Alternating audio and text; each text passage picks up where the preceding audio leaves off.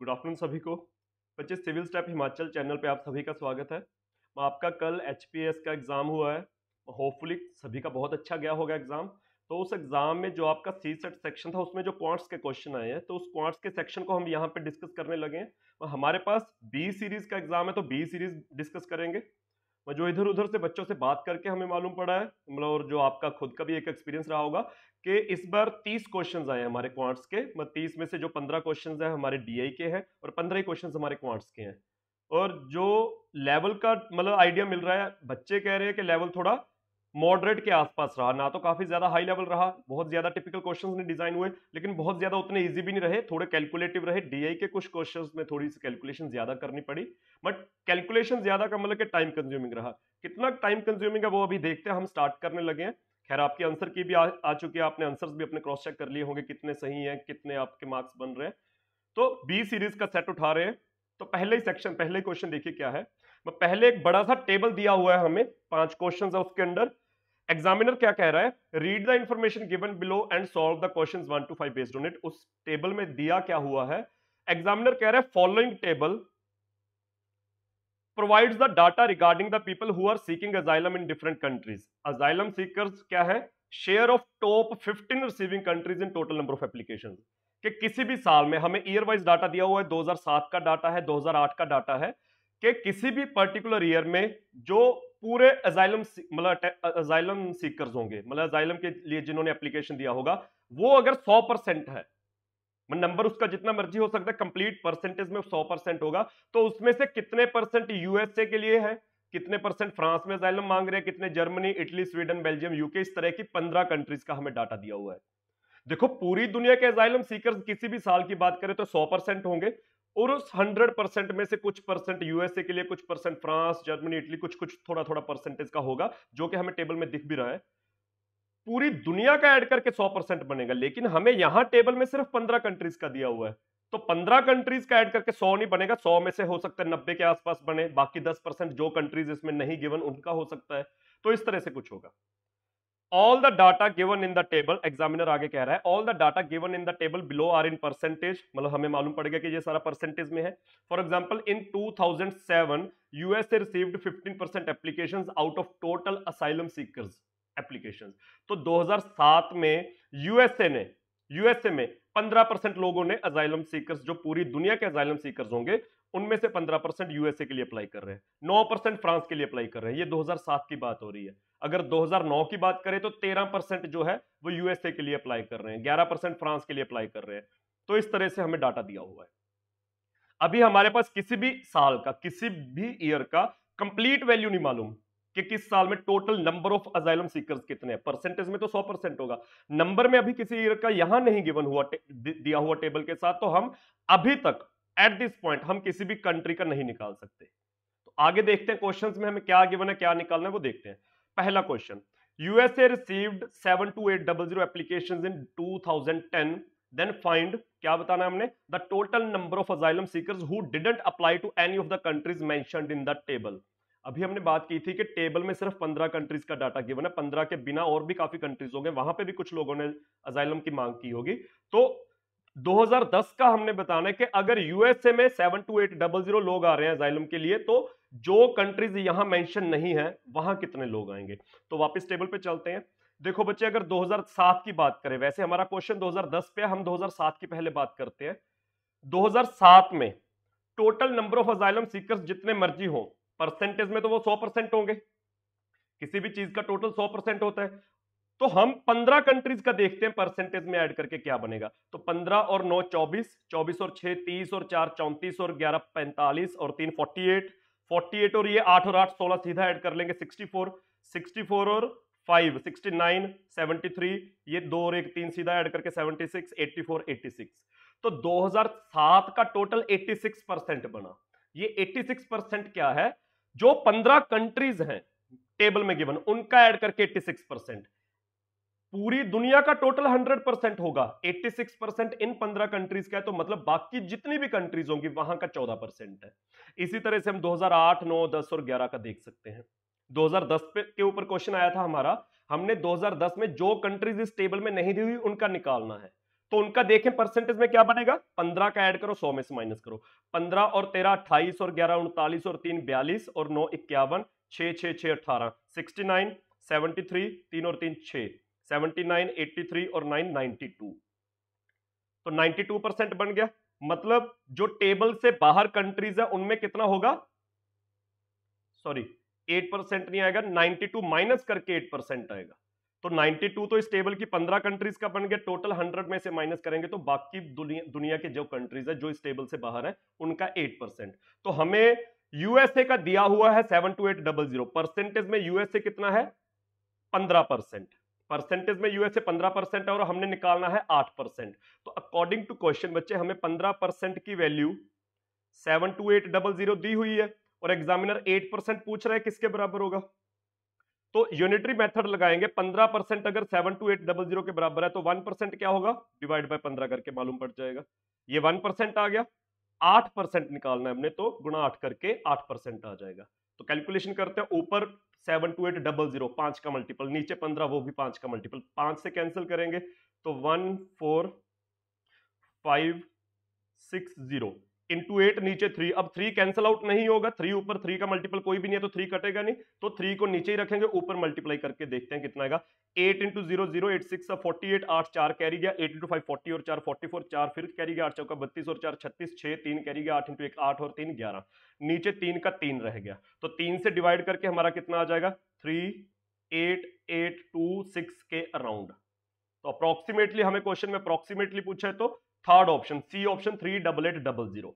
तो पहले क्वेश्चन का हमारा आंसर सी ऑप्शन आएगा, बी सीरीज की बात हो रही है, 388800 अप्रोक्सीमेटली पूछा था हमसे। अगला question, the sum of percentage of applications received by the top 3 rank countries.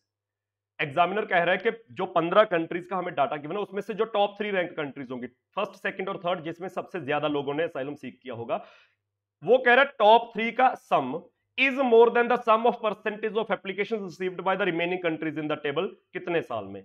Examiner कह रहा है कि कितने ऐसे साल हैं 2007 से 11 तक जो 5 साल का डाटा गिवन है, कितने ऐसे साल हैं जिनमें टॉप 3 कंट्रीज का परसेंटेज शेयर ऐड किया जाए और बाकी 12 जो रह जाएंगे उनका ऐड किया जाए, तो टॉप 3 का कितने साल में बाकियों से ज्यादा है। तो बच्चे देखो इसको आसान कर लेंगे अगर हम सभी का टोटल, जैसे 2007 का टोटल 86 निकाल चुके हैं, 2010 का टोटल हम 92 निकाल चुके हैं, अगर इस तरह से हम बाकियों का टोटल निकाल लें तो काफी आसान हो जाएगा इस क्वेश्चन को करना। और बाकियों का टोटल इसलिए निकालना है कि आगे क्वेश्चंस में हेल्प मिल सकती है। तो देखो 13 और 9 22, 22 और 14 36, 36 और 9 45 और 8 53 और 10 63 और 4 67 और 3 70 और 8 78 और 9 87, 87%। 2009 में 13 और 11 24, 24 और 12 36, 36 और 6 42, 42 और 14 और 8 22, 42 और 22 64, 64 और 10 74 और 10 84 और 5 89। 2010 का निकाल चुके, 2011 का 17 और 12 29 और 10 39 और 8 47 और 7 54 और 6 60 और 12 72 और 8 80 और 9 89 और 4 93। देखो हमने सभी का टोटल ऐड कर लिया कि जो 15 कंट्रीज का 5 साल में डाटा गिवन है उनमें ऐड करके इतने इतने परसेंट बन रहा है। एग्जामिनर ने हमें क्वेश्चन क्या दिया कि जो हर एक साल में टॉप 3 कंट्रीज है वो एक तरफ, बाकी 12 एक तरफ, कितने ईयर्स में टॉप 3 ज्यादा है। तो देखो बच्चे टॉप 3 अगर पहले साल 2007 में देखे 15 11, बाकी तो सारे सिंगल डिजिट है, तो 10 कोई भी नहीं है, 9 देखो ये है, और तो कोई 9 नहीं है तो यही है।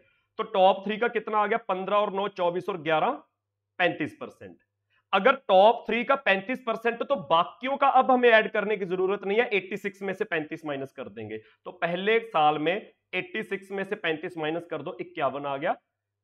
बाकी 12 कंट्रीज का 51 बन गया, टॉप 3 का 35 था, बाकी 12 कंट्रीज का 51 बन गया, तो ज्यादा नहीं है। उसने टॉप 3 का ज्यादा पूछा है तो इनका ज्यादा नहीं है। अगले साल 13 मैक्सिमम है, दूसरे पे 10 और तीसरे पे 9, और किसी का 9 तो नहीं है, तो 13 और 9 22 और 10 32। टोटल 87 में से 3 का 32 है तो बाकियों का 55, तो इसमें भी टॉप 3 मैक्सिमम पे मोर नहीं है। तीसरे साल 13 और 11 बाकी 9, 13 और 11 24 और 9 33, 89 टोटल है जिसमें से टॉप 3 का 33 है, तो माइनस करके हमारा कितना आ जाएगा 56। तो टॉप 3 का इसमें भी ज्यादा नहीं है। 15 और 13 15 और 13 और 11 39, 15 और 13 28 और 11 48, बाकी सिंगल डिजिट है। तो टोटल 92 में से टॉप 3 का 39 है, तो बाकियों का 53, इसमें भी टॉप 3 ज्यादा नहीं है। आखिरी साल पे आ गई बात, 17 और 12 और 10, 17 और 12 29 और 10 39, 93 में से 39 माइनस कर दो, सॉरी 39 माइनस करना था, तो 54 आ गया। तो इसमें भी टॉप 3 मैक्सिमम पे नहीं है, मोर नहीं है। तो किसी भी साल में टॉप 3 बाकी रिमेनिंग 12 कंट्री से ज्यादा नहीं है। तो क्या आंसर आएगा इसका? डी ऑप्शन आ जाएगा, इनमें से कोई भी नहीं, क्योंकि जीरो आंसर आएगा। बेसिकली इसका आंसर जीरो आएगा, लेकिन अकॉर्डिंग टू ऑप्शंस जाए तो इनमें से कोई भी नहीं, क्योंकि पहले 3 ऑप्शन हमारे 1 2 और 3 हैं। अदरवाइज इसका आंसर जीरो आना था, लेकिन अकॉर्डिंग टू ऑप्शंस इनमें से कोई भी नहीं। अगला question, sum of ranks of Germany across the given duration is. अगर हम देखो, हमें जो टेबल में दिया हुआ है 15 कंट्रीज का डाटा, वो रैंडमली दिया है। ऐसे नहीं दिया कि जिसके सबसे ज्यादा परसेंटेज शेयर है वो सबसे ऊपर, ऐसे नहीं दिया, रैंडमली दिया है। तो वो कह रहा है कि अगर ऑर्डर में सेट करें तो जर्मनी का रैंक हर 5 साल में कितना कितना आएगा, उसका सम बताओ। क्वेश्चन मैं रिपीट पढ़ रहा हूं, the sum of ranks of Germany across the given duration is. तो जर्मनी अगर बच्चे पहले साल में देखें, 2007 में देखें, तो जर्मनी का शेयर कितना है? 6।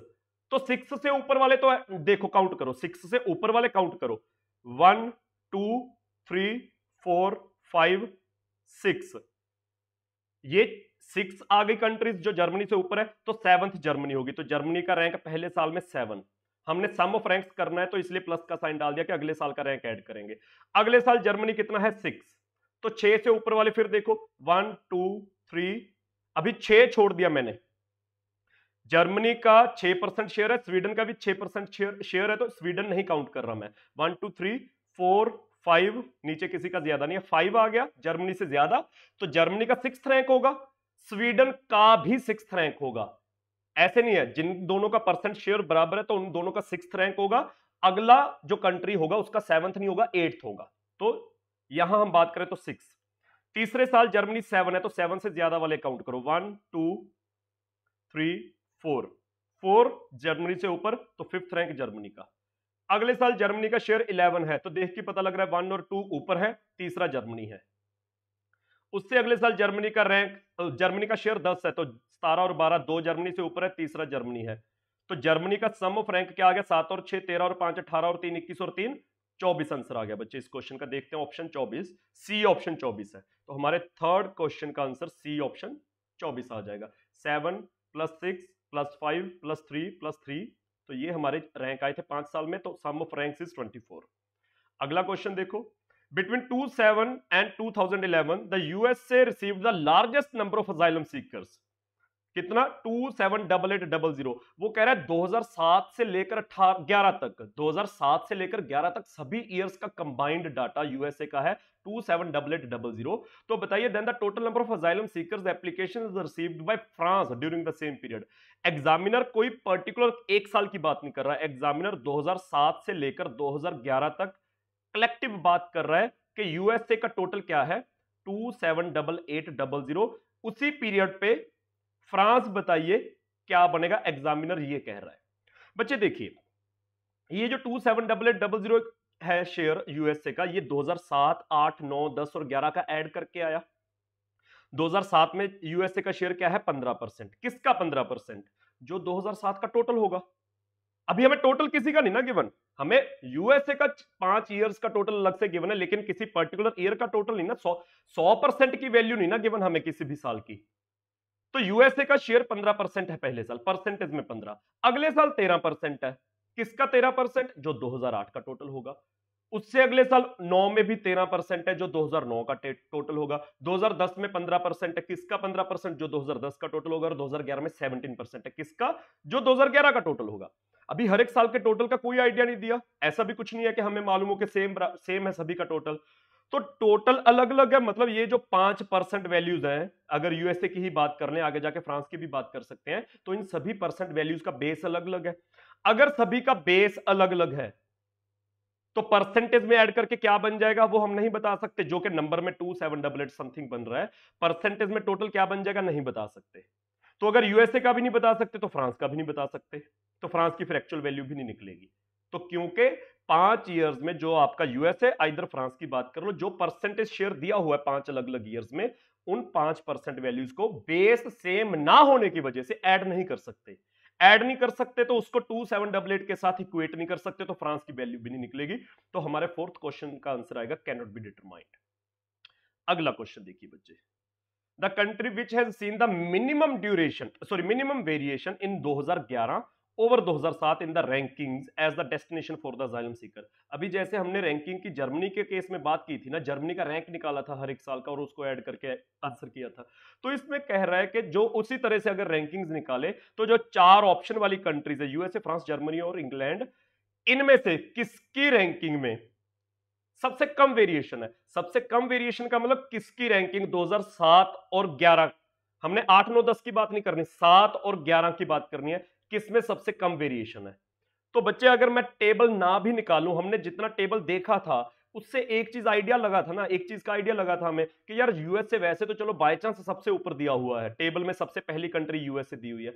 दूसरी बात उसमें क्या हो रही थी, दूसरी बात उसमें ये हो रही थी, देख के पता लग रहा है कि यूएसए हर साल ज्यादा है, कम से कम बाकियों से यूएसए हर साल ज्यादा है। तो मतलब रैंकिंग की अगर बात करें, अभी टेबल खोल के क्रॉस चेक भी करेंगे, यूएसए अगर हर बार सबसे ज्यादा है तो हर बार यूएसए का रैंक 1, यूएसए का रैंक 2007 में भी 1, 2011 में भी 1, रैंक दोनों साल में 1 है, तो वेरिएशन जीरो वेरिएशन, और हमें मिनिमम वेरिएशन ही चाहिए थी तो यूएसए की।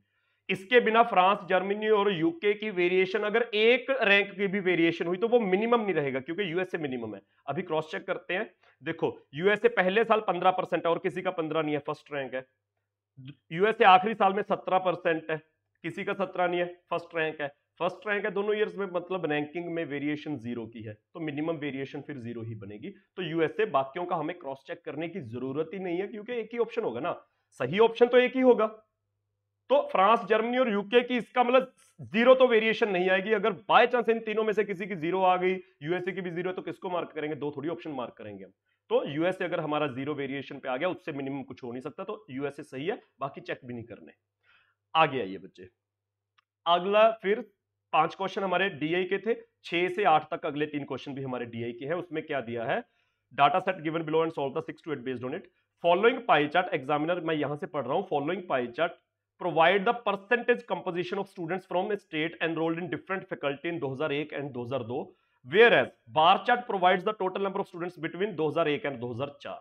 हमें इस टेबल, इस स्क्रीन पे अभी हमें 2 पाई चार्ट दिख रहे हैं 2001 और 2002 का, कि भाई 2001 और 2002 में किसी स्टेट की बात हो रही है, उसमें जितने भी स्टूडेंट्स हैं वो परसेंटेज वाइज किस किस स्ट्रीम का हिस्सा बन रहे हैं। जैसे फार्मेसी में 7%, एग्रीकल्चर में 8%, साइंस में 16, कॉमर्स, इंजीनियरिंग, आर्ट्स, मेडिसिन का दिया हुआ है परसेंटेज में, इनको ऐड करेंगे तो 100% बनेगा।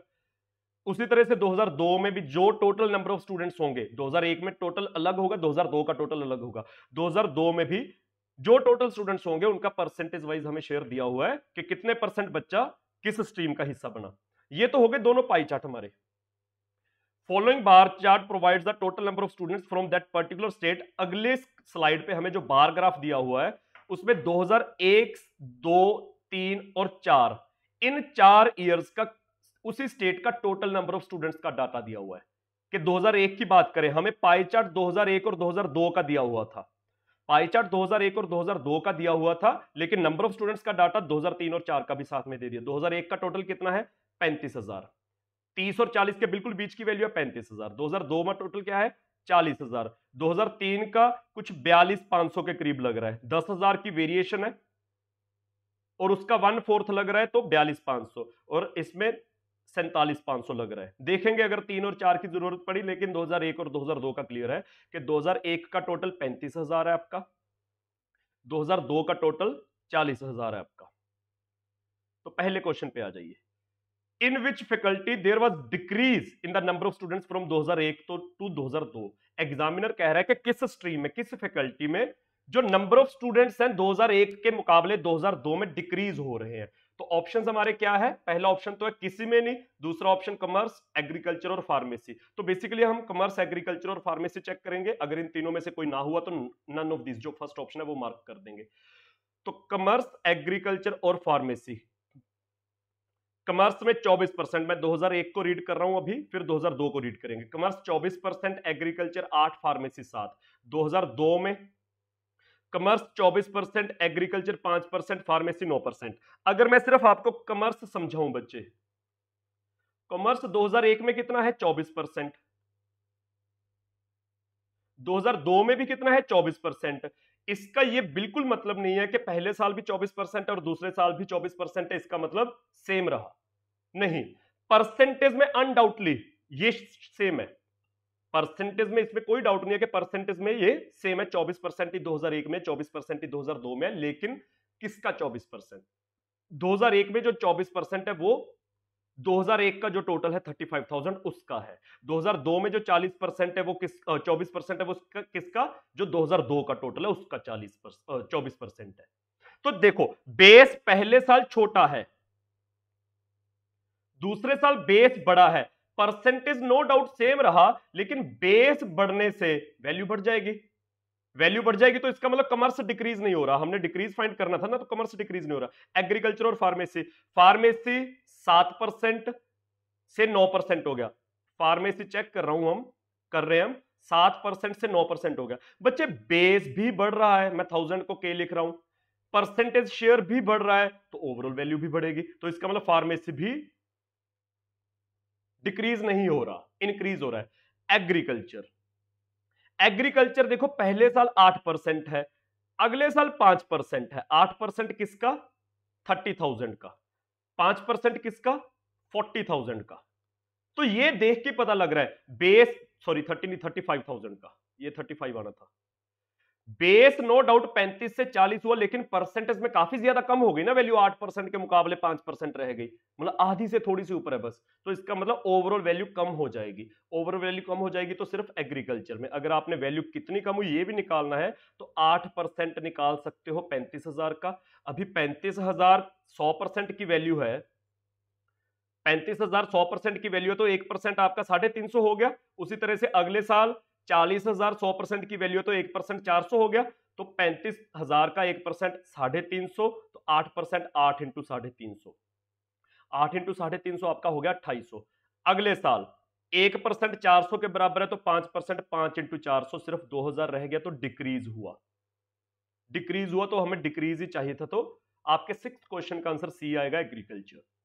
What is the ratio between the number of students studying pharmacy in 2001 and 2002 respectively? हमने फार्मेसी की रेशियो बतानी है। बच्चे पहले साल फार्मेसी में कितना बच्चा है? 7%। दूसरे साल कितना बच्चा है? 9%। कोई बच्चा गलती से 7% और 9% को 7:9 ना मार्क करके आए। फार्मेसी में 2001 में 7% बच्चा है और 2002 में 9% बच्चा है। कोई भी स्टूडेंट प्लीज 7:9 ना मार्क करके आए, क्योंकि 2001 में जो 7% है वो किसका 7% है? 35,000 का। जो 2002 में 9% है वो किसका 9% है? 40,000 का। तो बेस को साथ में लेकर हमने रेशियो निकालनी है। तो बच्चे 1000 दोनों तरफ है, तो 1000 कट गया दोनों तरफ। रेशियो में यही होता है, जो कॉमन होता है कैंसिल आउट कर देते हैं। परसेंटेज परसेंटेज दोनों तरफ है, कट गया। 35 और 40, 5 के टेबल में 7, 5 के टेबल में 8, तो 7 इंटू 7 49 इस तरफ आ गया, 9 इंटू 8 72 दूसरी तरफ आ गया। तो डी ऑप्शन हमारा 49:72 आ जाएगा। अगला क्वेश्चन देखिए आराम से। What was the approximate percent increase in the number of students of engineering from the year 2001 to 2002? Examiner कहता अप्रोक्सीमेशन में बताइए क्या परसेंट इंक्रीज। दो शब्द हैं, परसेंट इंक्रीज मतलब कोई चीज इंक्रीज हुई है, कोई चीज जिसकी भी आगे बात कर रहा है वो, कोई चीज इंक्रीज हुई है उसको परसेंटेज में बताइए। परसेंटेज में बताने का मतलब होता है इनिशियल के साथ कंपैरिजन करना। तो इंजीनियरिंग के बच्चे बताने 2001 से 2002 में कितने परसेंट इंक्रीज हुए, तो परसेंट इंक्रीज बाद में बता देंगे, पहले नंबर में इंक्रीज चेक कर ले। नंबर की इंक्रीज देख लेते हैं, परसेंटेज निकालने के लिए इनिशियल 2001 के साथ कंपेयर कर लेंगे। तो इंजीनियरिंग पे आ जाइए।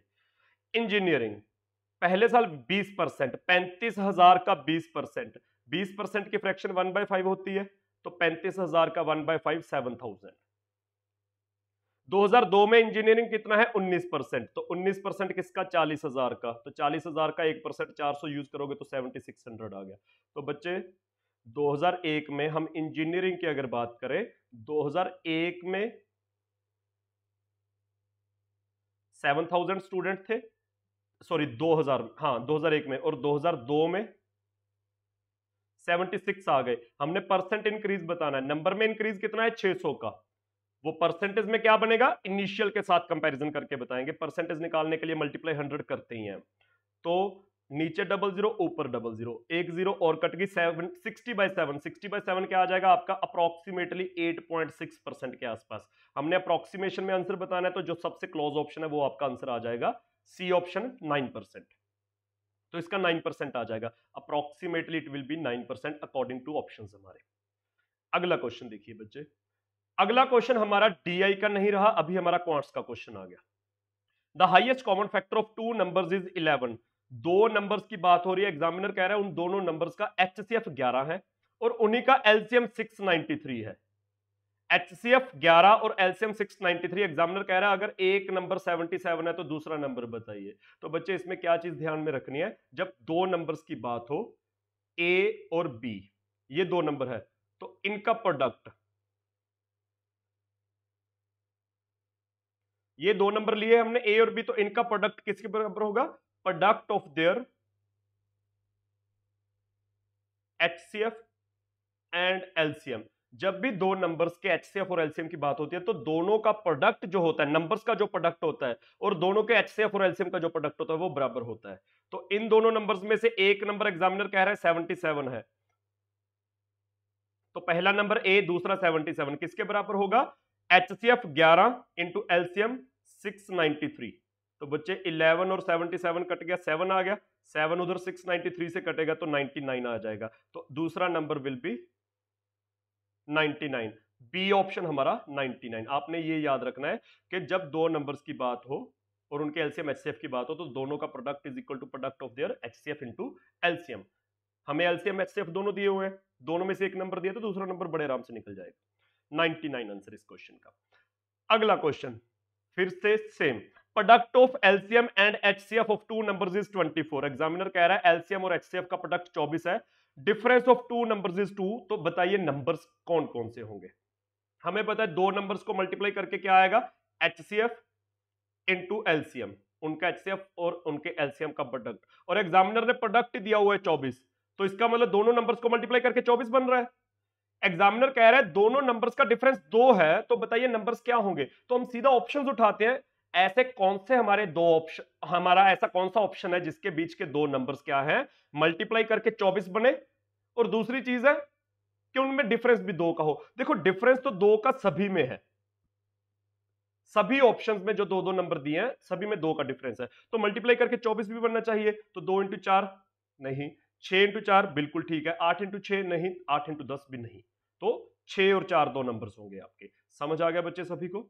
तो product of two numbers is equal to product of their HCF into LCM. इस पे लगातार दो क्वेश्चंस आ गए आपके।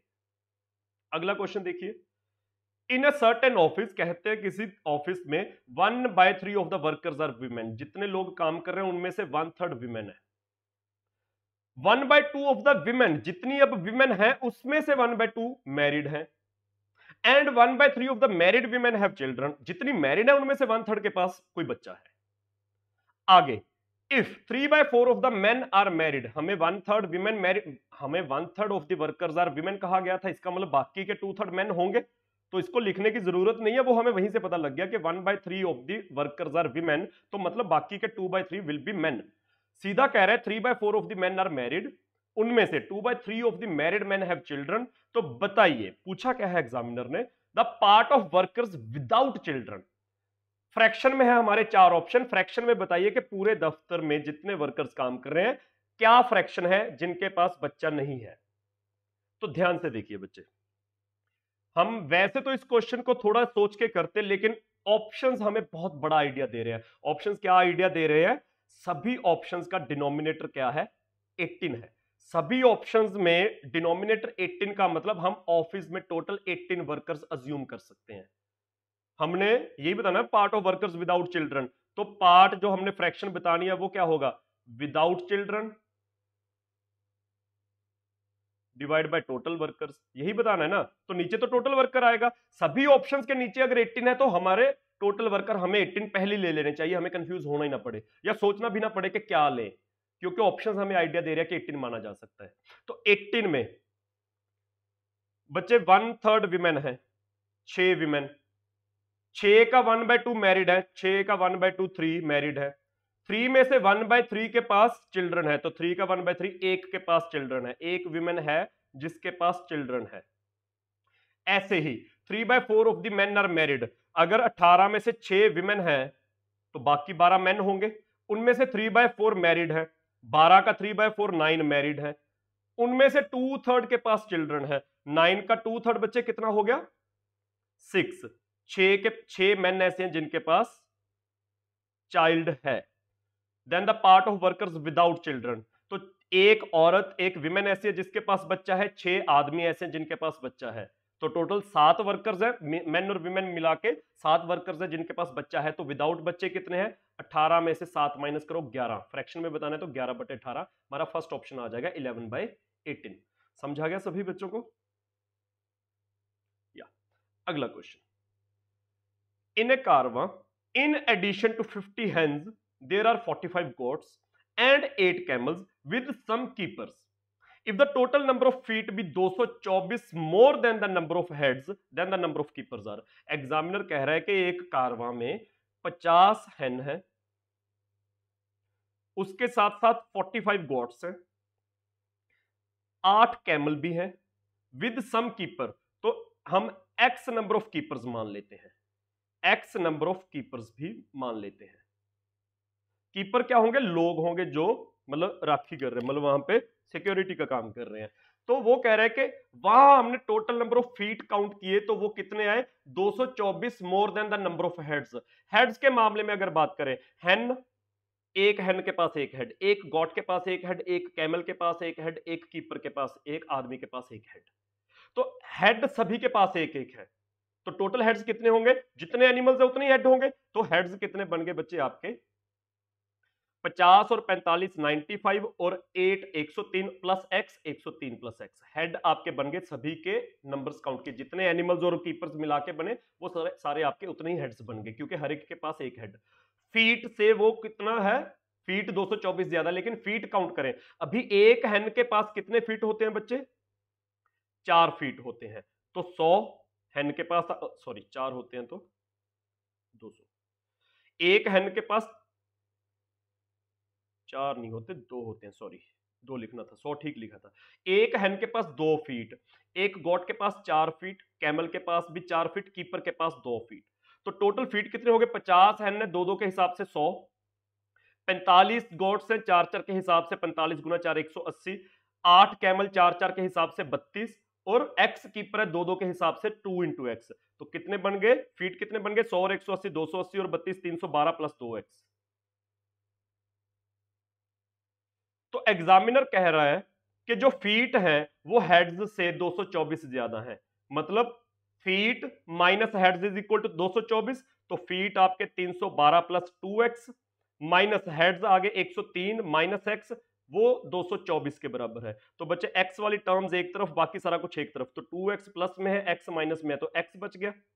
312 में से 103 माइनस हुआ तो 209, 209 इधर प्लस में उधर जाके माइनस में होगा, तो 224 में से 209 माइनस करोगे तो आंसर आपका 15 आ जाएगा। तो x की वैल्यू उसने पूछी है, नंबर ऑफ कीपर्स पूछे जो हमने x माने थे, तो x की वैल्यू आपकी 15 आ गई। सीधा आपने क्या सोचना है कि फीट जो है हेड्स से 224 ज्यादा है, मतलब feet minus heads is equal to 224, ये आपके फीट और ये आपके हेड माइनस करके 224 के बराबर रखा, तो x की वैल्यू 15। अगला question, the number of students in each section of A school is 24। Examiner कह रहा है कि स्कूल में कुछ नंबर ऑफ सेक्शंस होंगे, सेक्शंस कितने वो नहीं बताया, हर एक सेक्शन में 24 बच्चे हैं। After admitting new students 3 new sections were started. Now the total number of sections is 16 and there are 21 students in each section. पहले एग्जामिनर कह रहा है कि कुछ सेक्शन थे और हर एक सेक्शन में 24 बच्चे हैं, चलो ठीक है। कुछ नए बच्चों के एडमिशन के बाद क्या हुआ, 3 नए सेक्शन बन गए, 3 नए सेक्शन बन गए, मतलब पहले से 3 बढ़ गए, और एग्जामिनर कह रहा है now the total number of sections is 16। अब 16 सेक्शन हो गए 3 बढ़ने के बाद, तो इसका मतलब पहले 13 सेक्शन थे, हर एक सेक्शन में 24 बच्चे, तो टोटल बच्चे कितने थे, 13 इंटू 24, 13 इंटू 24 आपका कितना बन गया, 312, 260 और 52, हाँ 312।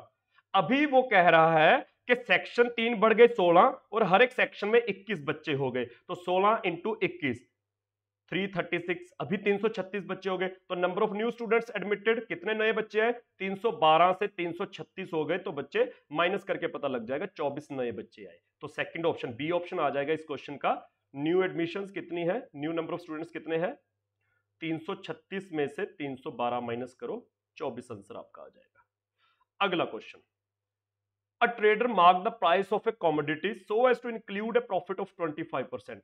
किसी दुकानदार ने, किसी ट्रेडर ने किसी कमोडिटी का प्राइस इस तरह से सेट किया कि उसको 25% का प्रॉफिट हो जाए। कहने का मतलब उसने 25% हाई प्राइस सेट कर दिया। He allowed a discount of 16% on the MP. MP को 25% हाई सेट किया, उसके बाद 16% का डिस्काउंट दे दिया, तो उसका एक्चुअल प्रॉफिट बताना है बच्चे। ये रहा सीपी।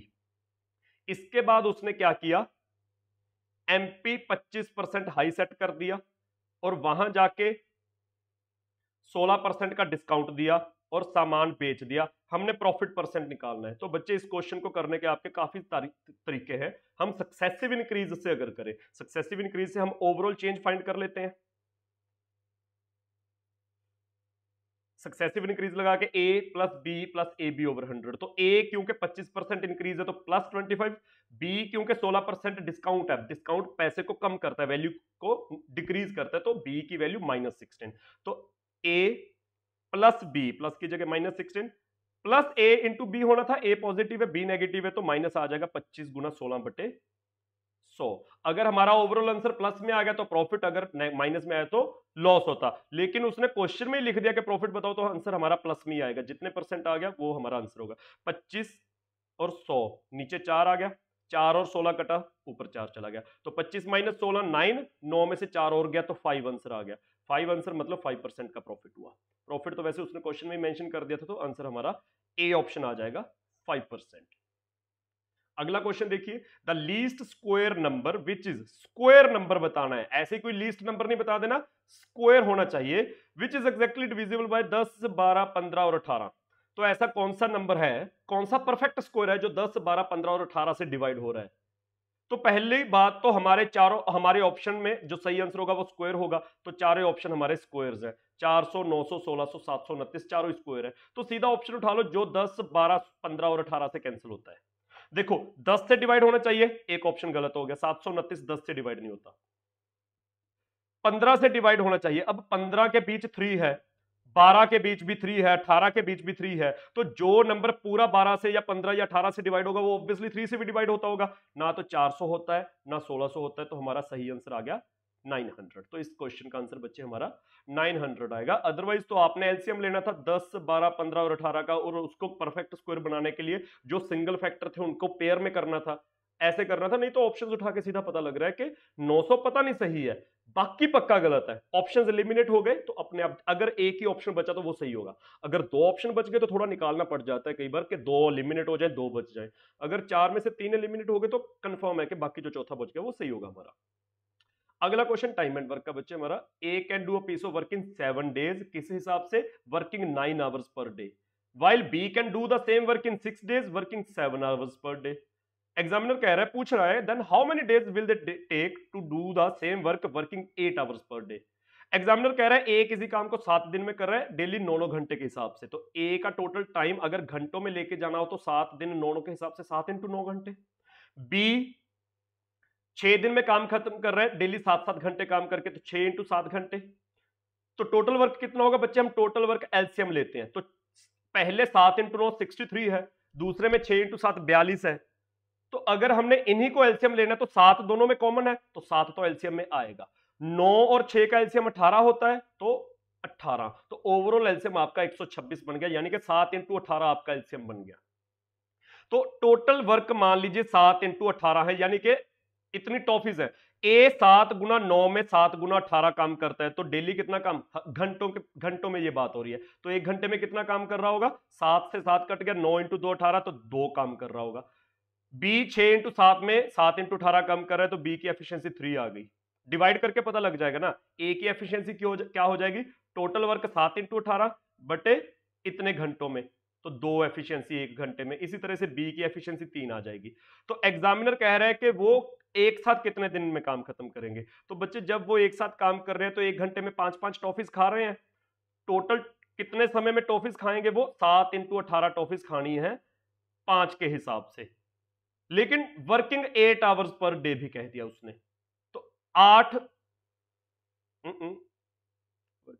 हाँ, वर्किंग 8 आवर्स पर डे भी कह दिया, तो इतने घंटे आ जाएंगे। डेली 8 घंटे तो कितने दिन लगेंगे? डिवाइड बाय 8 करके हमें पता चल जाएगा। ये आ गया 8 × 2, सॉरी 2 × 4, ये आ गया 2 × 9, 63/20। 63/20 आपका क्या बन जाएगा? ये तो 3 समथिंग बन गया ना, तो उस हिसाब से 3 डेज बन गया। मैं अगर क्रॉस चेक कर लूं, क्योंकि हमारा ऑप्शन नहीं मैच कर रहा, ये वैसे तो 3/20 बन गया, या फिर 3.15 डेज बन गया अगर डेसिमल में जाना है तो। उसी हिसाब से अप्रोक्सीमेशन तो नहीं कहा उसने, नहीं। ए किसी काम को 7 दिन में खत्म कर रहा है डेली 9 घंटे के हिसाब से, तो 7 × 9 63 घंटे। बी 6 दिन में काम खत्म कर रहा है 7 घंटे के हिसाब से, तो 42 घंटे। 63 और 42 का एलसीएम 126, 63 से 2, 42 से 3, then how many days will they take to do it working together है, तो 42 से 3 उससे 2, 7 × 18/5, डेली 8 घंटे, तो इतना 3.15 डेज आंसर आ रहा है। अप्रोक्सीमेशन में 3 डेज आंसर आ जाएगा बच्चे हमारा। तो वैसे 3.15 अगर एग्जैक्ट आंसर डेसिमल में 3.15 या फ्रैक्शन में वो 3/20 बन रहा था, लेकिन अप्रोक्सीमेशन में ऑप्शंस लग रहे हैं तो 3 डेज आंसर आ जाएगा। सी आंसर आएगा इस क्वेश्चन का। अगला question, a train running at 54 kilometre per hour, unit ध्यान से, takes 20 seconds to pass a platform. बच्चे पहली चीज जब ध्यान में रखनी है, जो ध्यान में रखनी है, ट्रेन किसको पास कर रही है? प्लेटफॉर्म को पास कर रही है। अभी ट्रेन की तो अपनी कोई लेंथ होती है, प्लेटफॉर्म की भी कोई लेंथ होती है ना। ट्रेन प्लेटफॉर्म की जगह किसी खंबे को, पोल को, या किसी आदमी को, मैन को क्रॉस करे, उनकी अपनी कोई लेंथ नहीं होती, तो उस केस में ट्रेन की लेंथ ही टोटल डिस्टेंस बन जाती है। लेकिन जब ट्रेन एक प्लेटफॉर्म को क्रॉस कर रही है जिसकी अपनी भी कोई लेंथ है, तो टोटल डिस्टेंस ट्रेन की लेंथ प्लस प्लेटफॉर्म की लेंथ बन जाती है। और दूसरी बात, स्पीड के मामले में, जब हमारी ट्रेन किसी ऐसे ऑब्जेक्ट को क्रॉस करती है जो मूवेबल नहीं है, प्लेटफॉर्म, ब्रिज, टनल, पोल, खंबा, वो मूव नहीं कर सकते, तो ट्रेन अपनी स्पीड से क्रॉस करके जाएगी, तो ट्रेन की स्पीड ही स्पीड ली जाती है। लेकिन अगर दूसरा ऑब्जेक्ट ऐसा हो जो खुद मूव कर सकता है, या तो दूसरी भी ट्रेन हो या आदमी हो जो चल सकता है, तो हम स्पीड रिलेटिव स्पीड लेते हैं। मतलब आपने क्या ध्यान में रखना होता है ट्रेन वाले क्वेश्चंस में, कि हमने स्पीड हमेशा रिलेटिव स्पीड ही लेनी है। अगर दूसरा ऑब्जेक्ट खड़ा है तो उसकी स्पीड 0 मान लो, तो रिलेटिव स्पीड हमारे पहले ऑब्जेक्ट की, ट्रेन की स्पीड ही रिलेटिव स्पीड बन जाएगी। सॉरी। तो ट्रेन 54 की स्पीड से प्लेटफॉर्म को 20 सेकंड में क्रॉस कर रही है। Next, it takes 12 seconds to pass a man walking at 6 kilometre per hour in the same direction in which the train is going. Examiner कह रहा है then the length of the train as well as the length of the platform is. हमारे हर एक option में दो values हैं, तो ट्रेन की लेंथ और प्लेटफॉर्म की लेंथ बतानी है। तो बच्चे पहला क्वेश्चन, पहला केस, पहले केस में ये हमारी ट्रेन है, 54 की स्पीड से भाग रही है किलोमीटर पर आवर में, और वो एक प्लेटफॉर्म को कितने टाइम में क्रॉस कर रही है? 20 सेकंड में क्रॉस कर रही है। तो बच्चे डिस्टेंस क्या होगा? ट्रेन की लेंथ प्लस प्लेटफॉर्म की लेंथ। डिस्टेंस किसके बराबर? Speed into time. अब प्लेटफॉर्म की स्पीड तो कुछ भी नहीं है, तो ट्रेन की स्पीड ही ओवरऑल स्पीड ली जाएगी। 54 किलोमीटर पर आवर है, हमारा टाइम सेकंड्स में है, हमारी जो लेंथ आएगी ट्रेन की या प्लेटफॉर्म की वो मीटर्स में आएगी, तो हमारी स्पीड भी मीटर पर सेकंड में होनी चाहिए। तो 54 किलोमीटर पर आवर को मीटर पर सेकंड में कन्वर्ट किया 5/18 करके, और टाइम आपका 20 सेकंड है। तो इसको सॉल्व करके आपका कितना आ गया बच्चे? 18 के टेबल में सीधा 3 × 54, 3 × 5 15, 15 × 20 300 मीटर। तो ये 300 मीटर के आ गया ट्रेन की लेंथ प्लस प्लेटफॉर्म की लेंथ। हमें क्वेश्चन में ट्रेन की लेंथ अलग से, प्लेटफॉर्म की लेंथ अलग से पूछी है, तो हर एक ऑप्शन में दो वैल्यूज हैं। आपको जब इतना ही पता लग गया कि ट्रेन और प्लेटफॉर्म की लेंथ ऐड करके 300 बनेगी, तो कम से कम पहले ये तो चेक कर लें कि कितने ऑप्शन है जिनमें ऐड करके 300 बन रहा है। 160 और 120 गलत है, 160 और 130 गलत है, 160 और 150 गलत है, ये ही बन रहा है। 160 और 140 एक ही ऐसा ऑप्शन है जो ऐड करके 300 मीटर बन रहा है, बाकी 280, 290 और 310 बन रहे थे। हमें नहीं पता कि डी सही है, हमें ये कंफर्म हो गया जल्दी से कि फर्स्ट, सेकंड और थर्ड एबीसी ऑप्शन गलत है, वो एलिमिनेट हो गए, एक ही ऑप्शन बचा, तो वो अपने आप बाय डिफॉल्ट सही हो जाएगा। अदरवाइज कंफर्म नहीं हुआ, कंफर्म करना होगा तो दूसरा केस भी उठा के हम उसमें से ट्रेन की लेंथ निकालेंगे। ट्रेन की लेंथ निकल आई तो 300 में से माइनस करके प्लेटफॉर्म की निकलेगी, लेकिन यहां निकालने की जरूरत ही नहीं पड़ी, ऑप्शन एलिमिनेट हो गए। गुड। अगला क्वेश्चन बच्चे, a man can row 40 kilometre upstream. ये बहुत बार एग्जाम में पूछा गया है, मतलब ये तो हम अपनी शीट्स में भी डाल के ये बिल्कुल डिट्टो स्टेटमेंट करवाते रहे हैं इस क्वेश्चन की। कोई आदमी या कोई किश्ती है, वो 40 किलोमीटर अपस्ट्रीम जा रही है, 55 किलोमीटर डाउनस्ट्रीम जा रही है 13 घंटे में। Also he can row 30 kilometre upstream and 44 kilometre downstream in 10 hours. देखिए एग्जामिनर क्या कह रहा है, एक आदमी 40 किलोमीटर अपस्ट्रीम गया, 55 किलोमीटर डाउनस्ट्रीम गया, तो 13 घंटे लगे। फिर दूसरे केस में वो 30 किलोमीटर अपस्ट्रीम गया, 44 किलोमीटर डाउनस्ट्रीम गया, तो 10 घंटे लगे। पूछा क्या है, then the speed of the man in still water and the speed of current is. हमें बी और डब्ल्यू दोनों पूछे हैं। Speed of man in still water b पूछा है। बी किसके बराबर होता है बच्चे, डी प्लस यू बटे 2, डाउनस्ट्रीम प्लस अपस्ट्रीम बटे 2।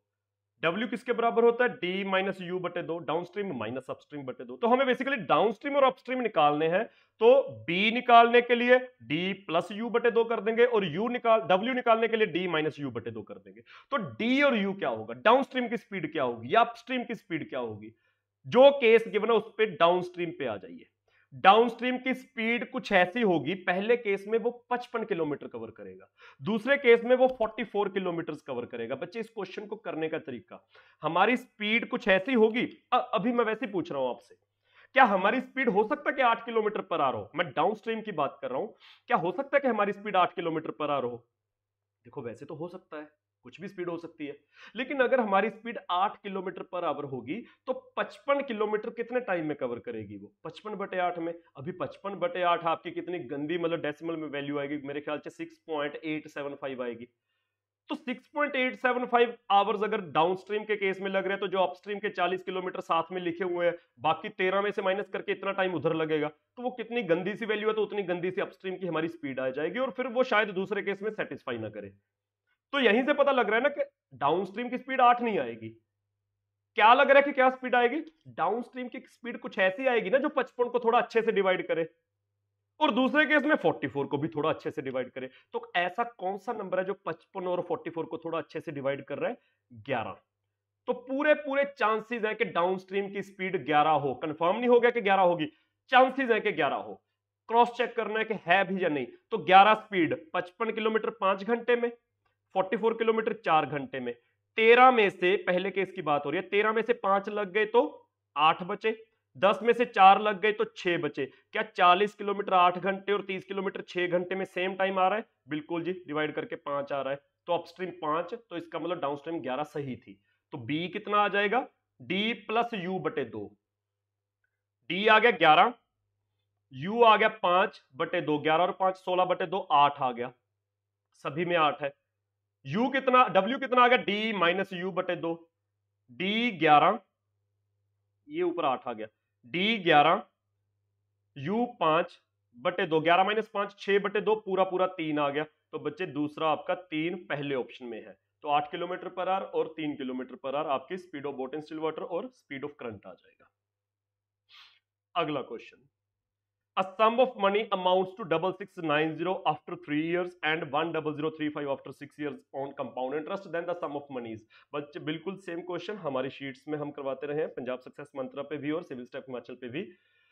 कंपाउंड इंटरेस्ट के केस में क्या होता है, एक स्पेशल केस बनता है जब आपको एक प्रिंसिपल की बात कर रहा हो, अमाउंट एक और दूसरा अमाउंट। जब एक ऐसा केस हो जिसमें प्रिंसिपल कोई एक अमाउंट और कोई दूसरा अमाउंट, केस क्या हो कि प्रिंसिपल से पहला अमाउंट उसके बीच जितने पीरियड्स, जितने साल की बात है, पहले अमाउंट से दूसरे अमाउंट के बीच भी उतने ही साल हो। प्रिंसिपल से n साल बाद पहला अमाउंट, उसको NaN ही लिख दो, और प्रिंसिपल AN से अगले n ईयर्स बाद A2n ईयर्स बाद का अमाउंट। तो इन तीनों के बीच रिलेशन बनता है, बीच वाले का square is equal to product of extremes, principal into A2n। तो हमें क्या दिया हुआ है, a sum of money amounts to 6690 after 3 years, कोई पैसा 3 साल में 6690 हो गया, और 6 साल में 10035 हो गया। 10035 6 साल में मतलब अगले 3 साल में, ये 3 साल तो ये भी 3 साल। तो प्रिंसिपल पूछा है, तो बच्चे प्रिंसिपल क्या होगा, इसका स्क्वायर बटे ये, तो आपका प्रिंसिपल क्या हो जाएगा, 6690 डिवाइड बाय 10035। तो कैलकुलेशन करके आपका आंसर आ जाएगा। ऊपर 3 से डिवाइड करेंगे तो 2230, नीचे 3 से डिवाइड करेंगे तो 3345। अब नीचे क्या आ गया 3345। ऊपर एक वैल्यू जिसको अभी टच नहीं किया 6690। अभी 3300 का बिल्कुल डबल 6600, 45 का बिल्कुल डबल 90, तो पूरा ही डबल हो गया ना। तो नीचे 1 ऊपर 2, तो आपका प्रिंसिपल कितना आ गया 2230 का 2 गुना करो 4460, सीधा सीधा आंसर आ गया आपका। ये हमारी शीट का क्वेश्चन है। पिछला क्वेश्चन बोर्ड्स एंड स्ट्रीम्स का भी बिल्कुल सेम स्टेटमेंट हमारी शीट का, ये क्वेश्चन बिल्कुल सेम स्टेटमेंट हमारी शीट का, और प्रीवियस एग्जाम्स में ये क्वेश्चन आए हुए हैं। अगला क्वेश्चन बच्चे, the cross section of A canal is trapezium in shape. आपका मेंसुरेशन 2D का क्वेश्चन है। कहते एक कैनाल है, कैनाल की क्रॉस सेक्शन क्या है, ट्रेपीजियम की शेप की है। The canal is 12 metre wide at the top and 8 metre wide at the bottom. और वो कह रहा है कि अगर उसका एरिया 840 स्क्वायर मीटर है तो उसकी डेप्थ बताइए। बच्चे कैनाल कहते इस शेप की है, ट्रेपीजियम की शेप की। तो ट्रेपीजियम क्या होता है, an enclosed image with 4 sides, जिसमें 2 ऑपोजिट साइड्स पैरेलल हो और 2 नॉन पैरेलल हो। और ट्रेपीजियम का एरिया क्या होता है, ये अगर पैरेलल वाली साइड्स को हम ए और बी कह दें और इन दोनों के बीच जो परपेंडिकुलर डिस्टेंस होता है उसको एच कह दे, तो ट्रेपीजियम का एरिया होता है half into sum of parallel sides into उनके बीच का डिस्टेंस एच। तो हमें कह रहा है canal is 12 metre at the top, top पे वो 12 मीटर है तो ए की value 12, and 8 metre wide at the bottom, B की value 8। If the area of the cross section is 840, area दिया हुआ है तो डेप्थ पूछी है, एच पूछा है। तो बच्चे एरिया 840 किसके बराबर, हाफ इंटू ए प्लस बी, ए 12 बी 8 इंटू एच। तो एच किसके बराबर आ जाएगा बच्चे 840, 2 ऊपर चला जाएगा, 12 और 8 20 नीचे चला जाएगा, तो ये आ गया 42 इंटू 2 करके 84 मीटर आपका आंसर आ जाएगा। तो कौन सा ऑप्शन, डी ऑप्शन आपका आ गया 84 मीटर। सारे का सारा ट्रेपीजियम का एरिया लगना था और उसमें समझना था कि क्या गिवन है और क्या पूछा गया है। अगला क्वेश्चन देखिए बच्चे, the radius of the base and height of a cone. आपका पिछला क्वेश्चन मेंसुरेशन 2D का था, ये मेंसुरेशन 3D का है। वो कह रहा है रेडियस ऑफ बेस और height of a cone are 3 centimetre and 5 centimetre respectively, whereas the radius of the base and height of a cylinder are 2 and 4 centimetre respectively. हमें एक कोन दी हुई है और एक सिलेंडर दिया हुआ है, दोनों का रेडियस और हाइट दी हुई है। The ratio of volume of cone to that of the cylinder is, हमें दोनों के वॉल्यूम्स की रेशियो बतानी है। बच्चे कोन का वॉल्यूम क्या होता है 1/3 पाई आर स्क्वायर एच। सिलेंडर का वॉल्यूम क्या होता है आपको पता होना चाहिए पाई आर स्क्वायर एच। तो हमें कोन के केस में भी आर रेडियस दिया हुआ है, एच हाइट दी हुई है, और सिलेंडर के केस में भी रेडियस और हाइट दोनों दिए हुए हैं। तो रेशियो निकालने के लिए जब हमने रेशियो निकालनी है इनकी, तो जो कॉमन होता है वो कैंसिल करना होता है। तो बच्चे 1/3 दोनों तरफ है, सॉरी 1/3 नहीं है, पाई दोनों तरफ है, सॉरी सिर्फ पाई है दोनों तरफ, 1/3 सिर्फ कोन की तरफ है। तो 1/3 r square h, radius of cone 3 है तो आर स्क्वायर है तो 2/3 एच 5। दूसरी तरफ cylinder r square h, r की वैल्यू 2 है तो 2 स्क्वायर इंटू एच 4 है। तो बच्चे रेशियो क्या आ जाएगी 3 और 3 कैंसिल, इधर आ गया 15, इधर आ गया 2 इंटू 2 4 इंटू 4 16। तो आपका आंसर कितना आ गया 15/16। तो आपका कौन सा ऑप्शन, सी ऑप्शन आपका आ गया 15/16।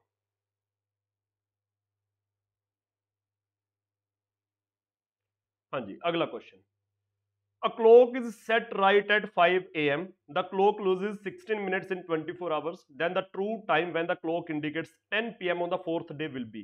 बच्चे वैसे ये रेशियो का क्वेश्चन है, सॉरी रेशियो बोल रहा हूं मैं गलती से, रीजनिंग का क्वेश्चन है, बट अदरवाइज अगर हम करें, एग्जामिनर कह रहा है कि एक क्लॉक हमने सुबह 5 बजे बिल्कुल राइट टाइम पे सेट किया, चल पड़ा वो पूरे 24 घंटे में 16 मिनट लूज कर रहा है। समा लूज करने का मतलब होता है कि एक्चुअल में 24 घंटे हो गए लेकिन वो 16 पीछे रह गया। 16 मिनट लूज करने का मतलब आगे बढ़ना नहीं होता, पीछे रह जाना होता है। तो वो कह रहे हैं कि ट्रू टाइम क्या होगा when the clock indicates 10 PM on the fourth day. देखो एक टाइम तो है जो वो इंडिकेट कर रहा है, एक टाइम है जो एक्चुअल में हो गया ट्रू टाइम। हमने क्लॉक को कब सेट किया, आज सुबह 5 बजे, और कब जाके चेक करना है हमने, चौथे दिन जो रात के 10 बजे होंगे। तो कितने घंटे हो गए बच्चे? चौथे दिन का 10 PM on the fourth day लिखा है ना, तो फोर्थ डे का मतलब 3 दिन पूरे, चौथा दिन पूरा नहीं हुआ अभी, तो 3 दिन पूरे, 24 × 3 72 घंटे, मतलब 3 दिन पूरे हो गए। कल सुबह 5 AM 1 दिन हो गया, परसों सुबह 5 AM 2 दिन हो गए, तीसरे दिन 5 AM 3 दिन हो गए, तो फिर चौथा दिन चल पड़ा ना, तो उसके 5 AM पे नहीं जाना, 10 PM पे रुक जाना है। तो 5 AM से 10 PM तक चौथे दिन के कितने बने आपके? 5 AM से 5 PM 12 घंटे, 5 से 10 PM 5 घंटे और 17 घंटे, तो 72 और 17 89 आवर्स। एग्जामिनर कह रहा है तो ट्रू टाइम क्या होगा जब चौथे दिन 10 PM वो इंडिकेट कर रहा है, तो 89 आवर्स जब वो इंडिकेट कर रहा है, तो ट्रू टाइम कितना हुआ होगा, हमने ये आंसर करना है, ये हमारा क्वेश्चन है। तो रेशियो निकल रही है यहां से, लूजेज 16 मिनट्स इन 24 आवर्स, मतलब जब ट्रू टाइम पे 24 घंटे हो जाते हैं तो उसके कितने हुए होते हैं? 16 घंटे कम, 23 घंटे 44 मिनट। इसको अगर हम फ्रैक्शन में ले जाएं तो हम 89 आवर्स वाला मिटा ही देते हैं, हम साइड पे लिख लेते हैं कि हमने 89 आवर्स का निकालना है। जब इसके 89 आवर्स हो जाएंगे, इसके कितने होंगे हमने ये निकालना है। तो बच्चे देखो, जब ट्रू टाइम 24 घंटे का होता है तो इसका कितना होता है? 23 घंटे 44 मिनट। इसको अगर फ्रैक्शन में लिखना हो तो 23 पूरा 11/15, 23 11/15 कितना बन जाएगा? 23 गुना 15 345, 345 और 11 ऊपर 356, 356/15 घंटे इधर लग रहे हैं तो उधर पूरे 24 लग रहे हैं। रेशियो में निकालना है तो ये 15 इधर कैंसिल हो गया, उधर 15 चला जाएगा। तो बच्चे कॉमन क्या है, किसके टेबल में जाएगा? 4 के टेबल में जा रहा है। 4 के टेबल में, 8 नहीं, 8 के टेबल में नहीं जाएगा, 4 के टेबल में 89, 4 के टेबल में 6 × 15 90। तो जब 89 आवर्स इंडिकेट कर रहा है तो 6 × 15 असल में 90 घंटे हो गए होते हैं, मतलब 1 घंटा ज्यादा। हमने 89 ही रखना है तो इधर पक्का 90 आवर्स होंगे। 1 घंटा ज्यादा, तो जब 10 PM इंडिकेट कर रहा है तो अक्सर में 11 PM हुए होंगे, तो फर्स्ट ऑप्शन आ जाएगा इस क्वेश्चन का। ये रेशियो से इससे आसान नहीं हो सकता, रेशियो में लेके जाना है, लेकिन कैलकुलेशन थोड़ी ध्यान से करनी है बस। अगला क्वेश्चन बच्चे, अगला फिर हमारा डीआई का क्वेश्चन आ गया। Go through the chart given below and solve the questions. 93 to 97 तक के क्वेश्चंस है। फॉलोइंग बार चार्ट, यहां से पढ़ रहा हूं मैं। Following bar chart presents supply as a percentage of demand of a product and demand as a percentage of capacity of the industry to produce the same product। हमें bar graph में 2 bars बन रही है ना हर एक साल में, 2003 की कर लो बात, 4 5 या 6 की बात कर लो, 2 बार्स बन रही है हर साल में। पहली बार किस चीज की है? परसेंटेज है डिमांड की, नो सॉरी सप्लाई की, किसके साथ? डिमांड के साथ। और दूसरी क्या है? Demand as a percentage of capacity. तो बच्चे supply as a percentage of demand का मतलब सप्लाई ओवर डिमांड इनटू 100, और demand as a percentage of capacity मतलब डिमांड ओवर कैपेसिटी इनटू 100। और ये जो परसेंटेज निकल रही है, पहली बार में सप्लाई की परसेंटेज डिमांड के साथ निकली है, तो डिमांड को बेस लिया हुआ है हमने। डिमांड को बेस लिया है तो पहले केस में हमें 100% डिमांड को लेना होगा, तो जितने भी परसेंटेज की ये टॉप पे बात हो रही है वो आपकी सप्लाई है। दूसरे केस में हमने कैपेसिटी को 100% लेना है, तो जो भी टोटल बना हुआ है वो आपकी डिमांड है। तो ये ध्यान देना है हमने। 2003 से 2006 तक का हमें डाटा दिया हुआ है। पहला क्वेश्चन क्या है बच्चे? If product supply for the year 2005 is 6000 kg, then the total capacity of the product is। हमें प्रोडक्ट सप्लाई, दो पहली बात तो 2005 की बात हो रही है, इस साल की बात हो रही है। वो कह रहे हैं 2005 में सप्लाई जो है वो 6000 kg की है, तो टोटल कैपेसिटी बतानी है। बच्चे देखो, टोटल कैपेसिटी जितनी भी होगी, हमने कैपेसिटी से डिमांड तक पहुंचना है, डिमांड से सप्लाई तक पहुंचना है। कैपेसिटी से डिमांड कैसे? यहां से दूसरे वाले बार से demand with respect to capacity, और डिमांड से सप्लाई पहले वाले से। तो कैपेसिटी से डिमांड 80% है, तो कैपेसिटी का 80%, अगली स्लाइड पे ही कर देता हूं, जहां पे क्वेश्चन लिखा वहीं सॉल्व करता हूं मैं आपका ये क्वेश्चन। कैपेसिटी से हमने बच्चे डिमांड तक पहुंचना है, डिमांड से सप्लाई तक पहुंचना है। 2005 की बात हो रही है, तो कैपेसिटी से डिमांड 80% है, तो कैपेसिटी का 80% यानी कि 4/5 डिमांड आ गई, और डिमांड का 60% आगे सप्लाई है, तो 60% का फ्रैक्शन 3/5 ये सप्लाई है। एग्जामिनर कह रहा है कि सप्लाई अगर 6000 kg का है तो कैपेसिटी कितने का होगा ये बताइए। तो सप्लाई की जगह मैं 6000 केजी लिख दूं तो आपका कैपेसिटी बच्चे कितना आ जाएगा 6000 इंटू 5 और 5 ऊपर 4 और 3 नीचे 4 इंटू 3 12 12 इंटू 5 60 पीछे 2 जीरो तो 500 5 इंटू 5 इंटू 5 125 पीछे 2 जीरो तो 12500 इतने केजी। तो आपका फर्स्ट ऑप्शन आ जाएगा इसका 12500 केजी 12500 केजी।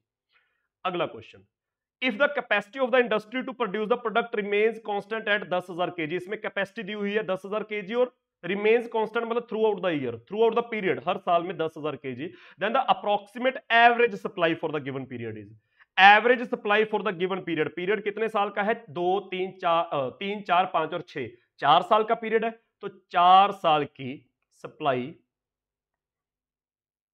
ऐड करेंगे, वो टोटल सप्लाई आ गई, हमने मतलब एवरेज निकालने तो 4 से डिवाइड करके हमारा आंसर आ जाएगा।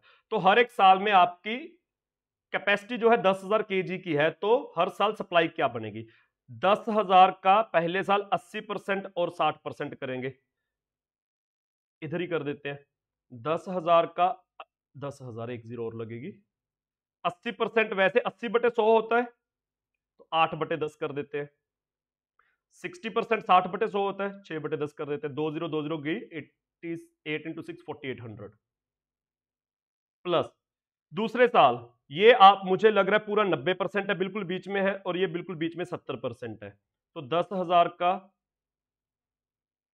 90% 90/100 बस 0 0 लगा सकते थे, सारा सारा 10,000 कट जाएगा 70/100 तो 0000 सारा कुछ कट गया 9 इंटू 7 63 पीछे 00 6300 प्लस अगले साल ये कितना है 80% और ये है 60%, जैसे 2003 में था बिल्कुल वही रिपीट हो रहा है, सेम हो रहा है, तो 4800। चौथे साल ये 90% लग रहा है और ये 62.5% है, ये 65 नहीं 65% हो सकता है, तो 65% है, तो 10,000 का 90% और 65%, तो ये तो कैंसिल आउट हो गया पूरा, 90 इंटू 65 9 इंटू 5400 5850 5850 डिवाइड बाय 4 करना है हमने, तो डिवाइड बाय 4 करके क्या आ जाएगा, इनको ऐड करके बच्चे आपका बन जाएगा, पीछे 50 तो आ गया क्योंकि 3 के पीछे 00 1 के पीछे 50 है तो 50 आ गया, 58 और 48 56 106 106 और 48 154 154 और 63 219 154 और 63 219, तो 21950 डिवाइड बाय 4 कितना आ गया 5487 5487 के आसपास 5487, तो किसी वैल्यू को हम गलत ले गए, तो हम देखते हैं कि किस वैल्यू को गलत ले लिया, तो 65 वाले को अगर हम 62.5% ले तो वहां से शायद कुछ बन जाएगा, फिर देखते हैं लास्ट वाले को, क्योंकि बाकी वैल्यूज का हमें क्लियर है कि वो हमने सही वैल्यूज जो दी हुई है वो ली है, तो 62.5% लें तो बच्चे हमें कितना बन जाएगा, वो इसकी वैल्यू फिर से लेनी पड़ेगी, तो ये सारा फिर से करना पड़ेगा। 62.5% की फ्रैक्शन 5/8 होती है, 00 से 00 कैंसिल 9000, ओके 4 के टेबल में 2 4 के टेबल में 25 25 इंटू 5 125 125 गुना 9 1250 में से 125 गया 1125 1125 11250/2, अभी 11250/2 अगर ये हम सही कर रहे हैं तो 5625 5625 अभी उसमें ऐड होगा तो 48 48 96 63 159 159 9 से 15 21525 21525 डिवाइड बाय 4, ये कितना आ गया 5 3 32 8 1 5381, तो 5375 के आसपास अप्रोक्सीमेटली 5375, तो बच्चे वो 62.5% है, ये 62.5% है, ये 65% नहीं, और 62.5% की फ्रैक्शन आपकी 5/8 होती है, तो इसलिए 65% लेना 62.5% लेना, जिसका फ्रैक्शन हमने फिर 5/8 यूज किया, तो हर एक साल में 10,000 केजी का हमने कैपेसिटी कंसिडर किया, तो हर एक साल की सप्लाई निकाली, एवरेज सप्लाई बतानी थी तो चारों साल की सप्लाई ऐड करके एवरेज निकालने के लिए 4 से डिवाइड किया, तो हमारा अप्रोक्सीमेटली 5381 आया, तो नियरेस्ट ऑप्शन 5375 था, राउंड ऑफ ऑप्शंस है तो 5375। अगला question, if the product supply remains unchanged supply अगर सेम रहे for the given period then the trend of industry capacity signify. तो जो इंडस्ट्री का ट्रेंड मतलब उसमें कैपेसिटी का जो ट्रेंड है वो क्या सिग्निफाई कर रहा है, कैलकुलेशन फिर करेंगे, ऑप्शंस देखते हैं। वो कह रहा है कि अगर सप्लाई हर साल सेम रहे, अनचेंज्ड का मतलब सेम रहे, तो कैपेसिटी में वेरिएशन किस तरह की आ रही है, capacity steadily increases over the given period, capacity हर बार बढ़ती जा रही है, 2003 से 4 बढ़ी, 4 से 5 और बढ़ी, 5 से 6 और बढ़ी। Capacity decreases over the given period, 3 से 4 कम हुई, 4 से 5 कम हुई, 5 से 6 भी कम हुई। थर्ड ऑप्शन क्या है, capacity fluctuates over the given period, fluctuates का मतलब कभी बढ़ी कभी कम हुई। Capacity remains constant over the given period, ये तो क्लियर है कि कांस्टेंट तो नहीं रहेगी, कि हर बार सेम रही, हर साल सेम रह सकती थी। कब, जैसे हमने अभी बात की थी ना कि यार 3 और 5 में बिल्कुल सेम डाटा है, अगर 4, 6, 3, 5 सभी का सेम डाटा होता, फिर कैपेसिटी से सप्लाई बिल्कुल सेम प्रोपोर्शन में आ रही है तो सप्लाई से कैपेसिटी भी सेम प्रोपोर्शन में होगी, अगर कैपेसिटी सप्लाई सेम तो कैपेसिटी भी सेम फिर आ जाता, लेकिन यहां सेम नहीं है ना। यहां देखो हमें चेक करने की जरूरत नहीं पड़ेगी, हमें क्लियर है कि इसका आंसर थर्ड ऑप्शन आएगा। कैसे, बिल्कुल भी चेक नहीं करेंगे। 3 और 5 सेम है, 4 सेम नहीं है, अभी सेम नहीं है तो क्या हो सकता है कि 3 से 4 या तो इंक्रीज होगा या डिक्रीज होगा। मैं डिक्रीज वाले को कलर चेंज कर देता हूं, देखो या तो 3 से 4 इंक्रीज होगा या डिक्रीज होगा। अगर 3 से 4, पहले रेड मार्कर की बात कर रहे हैं, अगर 3 से 4 डिक्रीज हो रहा है तो 5 तो वापस 3 वाली वैल्यू ही है, तो वापस जाने के लिए इंक्रीज करना पड़ेगा। अगर 3 से 4 पे जो हमने 4 से 5 जाना है, वो मैं यही कह रहा हूं कि 4 से 3 पे जाना मान लो, क्योंकि 3 और 5 सेम है, तो अगर 3 से 4 डिक्रीज हो गया तो वापस जाने के लिए इंक्रीज करेंगे, और अगर 3 से 4 इंक्रीज हो गया तो वापस जाने के लिए डिक्रीज करेंगे। तो ये ना तो थ्रू आउट इंक्रीज है, ना सेम है, ना थ्रू आउट डिक्रीज है, तो ये फ्लक्चुएट हो गया ना, कभी बीच में इंक्रीज तो कभी बीच में डिक्रीज। तो इसका आंसर आपका आएगा third option, industry capacity fluctuates over the given period. तो इसका आंसर आपका सी ऑप्शन आएगा। 96th question, the year that shows the highest increase in difference between industry capacity and supply over the previous year if demand for the product is 10,000 kg for each of the given year. वो इस question में demand कह रहा है कि 10,000 kg की है,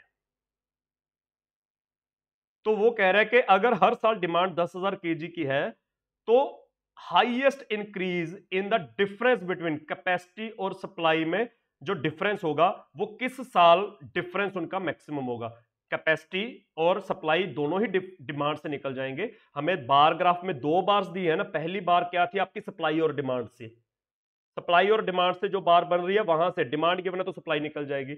दूसरी बार आपकी डिमांड से कैपेसिटी है तो डिमांड गिवन है तो कैपेसिटी भी निकल जाएगी। तो हर एक साल का डिमांड से सप्लाई और कैपेसिटी दोनों निकल रहे हैं, तो डिफरेंस बताना है किस साल हाईएस्ट है। Oh, highest increase in the difference बच्चे, तो इस क्वेश्चन में 2003 तो आपका आंसर ही गलत है, क्योंकि increase in the difference from the previous year बताना है ना, तो फ्रॉम द प्रीवियस ईयर का मतलब 2003 का तो तभी बता पाएंगे अगर 2002 का कुछ डाटा गिवन होगा। 2002 का कोई डाटा ही नहीं गिवन, तो 2003 का जितना मर्जी ज्यादा या कम डिफरेंस हो वो हाईएस्ट है बता ही नहीं सकते। तो 2003 तो इसमें से बाहर ही हो गया, 2004, 5 और 6 में से बताना है।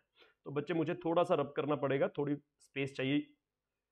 ये जो ऊपर लिखा हुआ है ना S/D/100 और D/C/100, बस वो यूज करना है मैंने, तो हर एक का परसेंटेज में वो यूज करने लगा हूं मैं।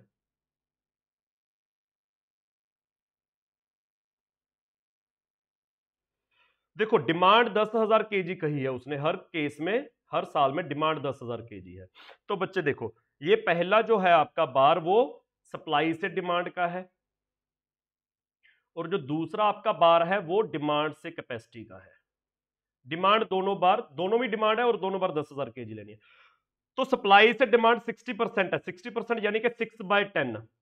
अगर 10 की वैल्यू 10,000 है तो 6 की वैल्यू 6,000, ये 80% है, 80% इज 8/10। अब 8/10 में 8 ऊपर डिमांड है, 8 की वैल्यू 10,000 है, तो 10 की वैल्यू क्या होगी 12500। तो बच्चे आपका डिफरेंस कितना आ गया, डिफरेंस आ गया आपका 6500। 2002 का कोई डाटा नहीं गिवन, तो ये बता ही नहीं सकते कि पिछले साल के मुकाबले डिफरेंस ज्यादा है या कम है, तो 2003 तो आपका आंसर आएगा ही नहीं आएगा। इसलिए मैंने कहा था कि 2003 तो आंसर आपका वैसे ही गलत हो गया। अगले साल ये कितना आपका 70% आया, 70% में 7/10, 10 की वैल्यू 10,000 तो 7 की वैल्यू 7,000, ये आपका आ गया था 90%। 90% में 9 की वैल्यू आपकी 10,000 है, तो 10 की वैल्यू क्या होगी 11111। ठीक है, तो डिफरेंस कितना आ गया 4111।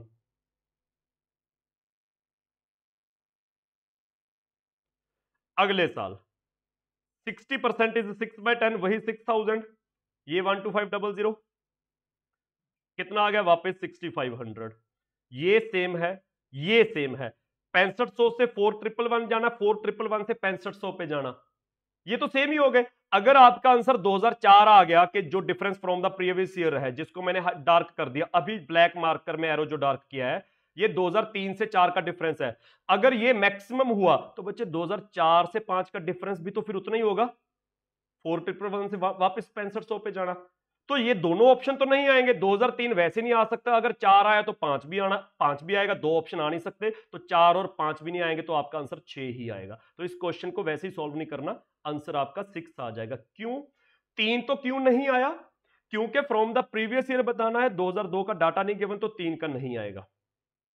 4 और 5 में, 4 में क्या है फ्रॉम द प्रीवियस ईयर 2003 से 4, अभी 4 3 से 4 जितना डिफरेंस होगा, 4 से 5 पे जाना है ना, 5 पे तो वही डिफरेंस बन रहा है, जो 3 था वही 5 बन रहा है, तो 3 से 4 जो डिफरेंस है, 4 से 5 उतना ही डिफरेंस है, तो वो सेम हो गया, तो वो दोनों ऑप्शन तो आने रहे, एक ही ऑप्शन आएगा, तो 6 ऑप्शन आएगा आपका, तो 2006 ही बचा इसमें आपका answer.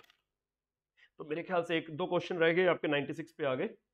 97, if supply is constant for each of the given year then the capacity is highest for the year। वो कह रहे हैं कि अगर सप्लाई हर साल सेम है तो कैपेसिटी किस साल मैक्सिमम होगी। सप्लाई से कैपेसिटी पे जाना है, सप्लाई से कैपेसिटी, कैपेसिटी से सप्लाई पे हम जो आ रहे थे 60% और 80% क्या कर रहे थे, मैं येलो मार्कर यूज कर लेता हूं। 60% इज 6/10, 80% इज 8/10, तो ये 48/100 हो गया। ये 70 और 90 था, 7/10, 9/10, ये 63/100 हो गया। तीसरे साल में वो 60 और 80 वाला सेम, ये 48/100 हो गया। आखिरी साल में 90% और वो 5/8 था, 62.5 ही यूज कर लेते हैं हम, थोड़ा सा डिवाइड बाय 100 यूज करने के बजाय नीचे 10 रखने की कोशिश करते हैं, नीचे 10 रखेंगे तो 6.25 लिख लेते हैं उसे हम, 6.25 ओवर 10, तो नीचे तो 100, ऊपर कितना आ गया 9 into 6 54 और 2.25 56.25। तो बच्चे वो कह रहा है कि हर साल सप्लाई सेम है, मैं वापस क्वेश्चन पे लेके जा रहा हूं आपको। एग्जामिनर कह रहा है कि अगर हर साल सप्लाई सेम है तो कैपेसिटी किस साल मैक्सिमम होगी। सप्लाई परसेंटेज में 48% है तो कैपेसिटी 100, सप्लाई 63 है तो कैपेसिटी 100, सप्लाई 48 है तो कैपेसिटी 100, सप्लाई इतनी है तो कैपेसिटी 100। सप्लाई नंबर में सेम है, परसेंटेज में तो हर साल चलो वेरी कर रही है, नंबर में सेम है तो हर साल 100 की वैल्यू ज्यादा कब होगी कम कब होगी। तो बच्चे जब परसेंटेज में आपकी वैल्यू मान लो किसी साल में, वैसे तो यहां 48 63 48 और 56.25 आया, मान लो किसी साल में आपका सप्लाई का जो केस है वो 90% आ जाता, तो 90% की वैल्यू सप्लाई की सेम है, तो 100% क्या होगा, 90 से 100 बहुत थोड़ा इंक्रीज होगा, तो सप्लाई तो चलो जितनी भी है, कैपेसिटी थोड़ी सी बढ़ी। लेकिन अगर किसी साल में आपकी सप्लाई सिर्फ 25% हो, कैपेसिटी तो 100 है, तो 25 से 100 कितनी ज्यादा बढ़ जाएगी, तो जितना सप्लाई का परसेंटेज में वैल्यू कम होता जा रहा है, आपकी कैपेसिटी उतनी ज्यादा बढ़ती जा रही है। कैपेसिटी उतनी ज्यादा बढ़ेगी तो कैपेसिटी मैक्सिमम कब होगी, जब सप्लाई मिनिमम होगी। तो वैसे तो 2003 और 2005 में दोनों में सेम आ रहा है, तो 2003 और 5 इसका आंसर क्या आएगा, आपकी आंसर की में इसका आंसर क्या है।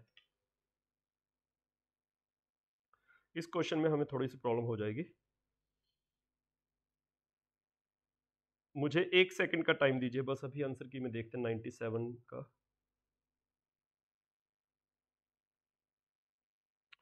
सी इसने 2005 दिया है, तो 2003 भी वैसे वही सेम ही आ रहा है, supply constant for each of the capacity of the is highest for the year. इसमें 2005 दिया है, लेकिन मुझे डेड श्योर है कि 2003 और 5 में तो वैल्यू सेम है, तो 3 का भी आंसर आएगा। तो ये अभी होल्ड पे रख लेते हैं, कल तक क्रॉस चेक कर लेंगे कि 3 और 5 में से, क्योंकि आंसर की में सिर्फ 5 आया है, तो 3 का क्या हिसाब होगा। अगर मेरे एंड पे कोई मिस्टेक हुई तो मैं मिस्टेक करेक्ट करके वो आपको कन्वे कर दूंगा, अगर एग्जाम के एंड पे कोई प्रॉब्लम हुई तो वो हम थोड़ा डिस्कस कर लेंगे, फिर आपको वो भी कन्वे कर देंगे।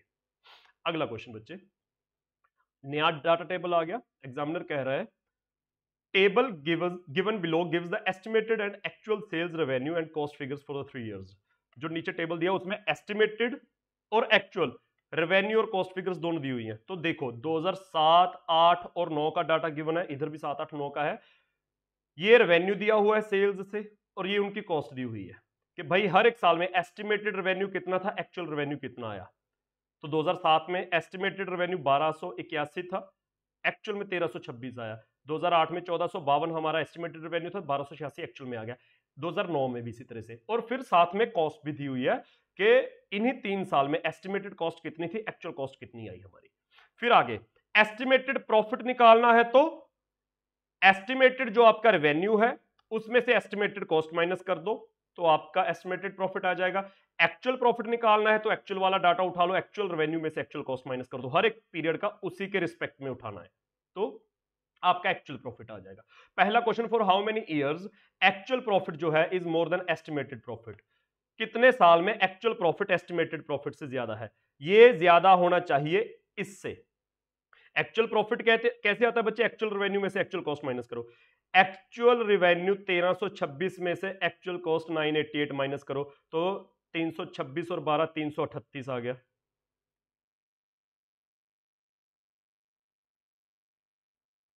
और 338 आ गया। और एक्चुअल कॉस्ट कितनी आई आपकी? 1281 में से 986 माइनस करो। देख के पता लग रहा है कम है क्योंकि एस्टिमेटेड कॉस्ट लगभग सेम है 986 और 988, लेकिन एक्चुअल और एस्टिमेटेड जो रेवेन्यू है, रेवेन्यू काफी ज्यादा है एक्चुअल वाला। एक्चुअल रेवेन्यू ज्यादा है तो बड़े नंबर में से सेम माइनस करना है, छोटे में से सेम माइनस करना है। तो बड़ा वैल्यू किस में आएगा, प्रॉफिट ज्यादा किस में आएगा? जब बड़े में से माइनस करना है। तो एक्चुअल प्रॉफिट ज्यादा, और हमने एक्चुअल प्रॉफिट ही काउंट करना ना। How many years actual profit is more than, तो 1 साल तो है, ये तो सही है। 2008 में 1286 में से 1076 माइनस करो, कुछ 2010 के आसपास। 1452 में से 1051 माइनस करो तो ये बड़ी वैल्यू है। देख के पता लग रहा है 400 के करीब वैल्यू है, 401 है, वो 210 है। तो इसमें एस्टिमेटेड ज्यादा आ गया तो ये नहीं आएगा आंसर में हमारा। एक ही साल है अभी तक। 2009 चेक करना है। 1452 में से 1068 माइनस करना है तो करीब करीब 400, 400 से थोड़ा सा ही कम है, 400 के करीब। 1228 में से 1024 माइनस करेंगे तो छोटी वैल्यू है, 200 के आसपास आ रहा है। तो इसमें एक्चुअल ज्यादा हो गया तो इसमें भी ज्यादा। तो कितने ईयर्स में एक्चुअल प्रॉफिट ज्यादा है? 2 साल में एक्चुअल प्रॉफिट आपका ज्यादा है। तो 98 का सी ऑप्शन आ जाएगा, 2 साल। अगला क्वेश्चन बच्चे आपका, A measure of forecasting done by marketing team is the ratio of estimated sales to actual sales। कहते हैं फोरकास्टिंग हमने काउंट करनी है। फोरकास्टिंग को मेजर करने का तरीका क्या है? एस्टिमेटेड सेल और एक्चुअल सेल की रेशियो निकालना। Lower is the value, better is the forecasting. जिसमें रेशियो कम होगी, फोरकास्टिंग की रेशियो मैं यहां पे लिख देता हूं। रेशियो को अगर फ्रैक्शन में लिखें तो फोरकास्टिंग की रेशियो निकाली जाती है estimated sales divide by actual sales. तो जब ये वैल्यू कम होगी, ये फ्रैक्शन जिसमें कम होगी, lower is the value, better is the forecasting, उतनी फोरकास्टिंग अच्छी होगी। तो बताओ which years forecasting is the best, किस साल की फोरकास्टिंग बेस्ट है? तो हमने तीनों साल में 2007, 8 और 9 का डाटा गिवन है, तीनों की फोरकास्टिंग में ये रेशियो निकाल लेनी है, estimated sales over actual sales में। तो जिसकी रेशियो मैक्स मिनिमम आ गई, लोअर इज द रेशियो, वो फोरकास्टिंग बेस्ट होगी। तो कैन नॉट बी डिटरमाइंड तो गलत है हमारा, पहले 3 में से कोई तो आंसर आएगा, है ना। तो पहले में हमने क्या करना है, एस्टिमेटेड सेल्स ऊपर, एक्चुअल सेल्स नीचे। तो एस्टिमेटेड सेल 1281, एक्चुअल सेल 1326, तो 1281 ओवर 1326। न्यूमिनेटर छोटा, डिनोमिनेटर बड़ा। दूसरे साल estimated sales 1452, actual sale 1286, numerator बड़ा, डिनोमिनेटर छोटा। तीसरे में 1228 एस्टिमेटेड सेल ओवर 1452, आपकी एक्चुअल सेल आ गई। तो इसमें न्यूमिनेटर छोटा, डिनोमिनेटर बड़ा। तो बच्चे आपकी जो वैल्यू लोअर होगी उसमें फोरकास्टिंग बेस्ट होगी, और हमने बेस्ट फोरकास्टिंग बतानी है तो जिसमें फ्रैक्शन की वैल्यू लोअर होगी।